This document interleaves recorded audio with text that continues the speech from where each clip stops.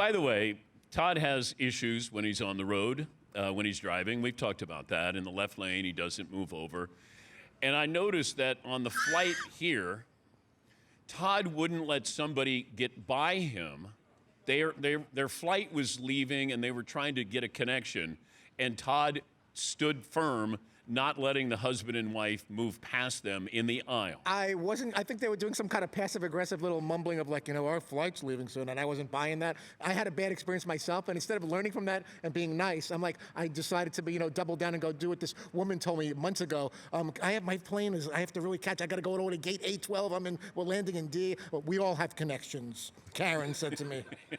We all have connect. That was her way of saying there's no chance of you being allowed through me or anybody here. I know you're in seat 26D and it's going to take you a half hour to get off the plane. You'll probably miss your connection, but we all have connections. So you're going to have to stand there and wait for us all to get our bags and take a half hour to get off the plane, go on your tram and miss your flight. Yes, Paul. Dan, I wasn't on this flight, so this is news, breaking news to me, not shocking news. Todd, you were aware that they needed to get off, and you chose to not. He didn't believe them. Well, here's the thing. I was in row. I'm not the terrible person you guys make me out to be. I was in row 21, and they were in row 23 or 24. So if they're gonna miss or make their flight, it's not gonna be because I'm grabbing my CPAP machine from the top shelf there of the thing. So it's not on me. I just didn't want to start maneuvering, getting out of everybody's way, and then there's the next thing you know, everyone else is cutting, and it causes problems. What if it was reversed?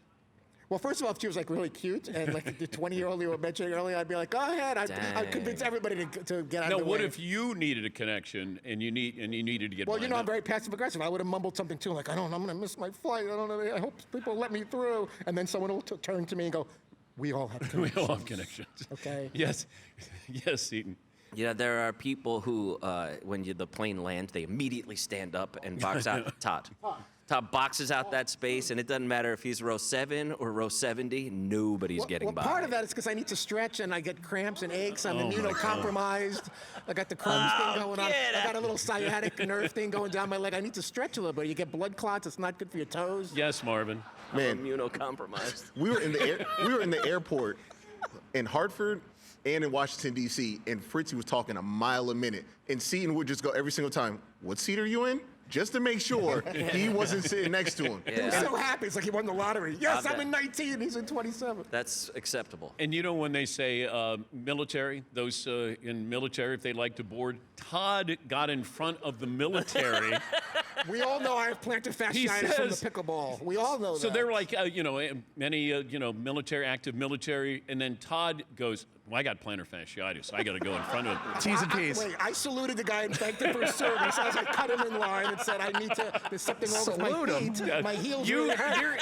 You're not allowed to salute him. I don't know. He was playing it up with the military gear, and he was, you don't have to be all dressed up. We get it. You're in the Army. Thank you for your service. This is not going to go well. No. My feet hurt, and I got to say, he was right behind me. Todd, do you think... I cut one person in line because of the plantar fasciitis. Okay, the pass lane, it went bad. This will go worse, that you are moving in front of the military, active military, and you're saluting them. He was just right behind me. I saluted. I gave him the Terrell David. I gave him the mile-high salute. Thank you for your service. If you don't mind, I have plantar fasciitis. I know you're coming back from some kind of whatever military action you were taking, but I got to sit down. Oh, that's much more important than this shrapnel I've got in my hip. By all means, you go ahead, please. You go. Yeah. I think he was just medical personnel, where he just brings people into the tent. So I don't know. It wasn't like he was fighting in the ground there and he's shooting things. I needed to get on the plane. My feet were really hurting. I had the wrong shoes on. I didn't have the Tyrell shoes on, and I was wearing whatever I was wearing. It didn't work. So I was limping my way to the Yes, Marvin. Yeah.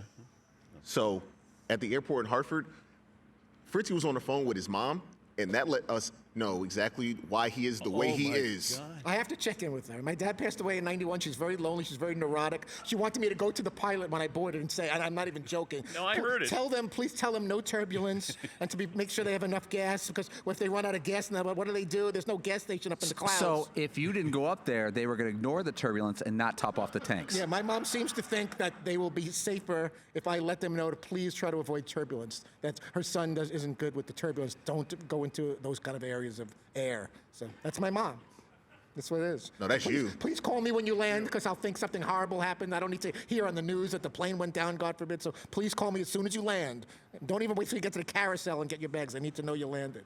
No, I heard the conversation, and then I didn't think it was real. And then I realized it was real. And then She's I go, crazy. that's how you got screwed up. Like, now I know.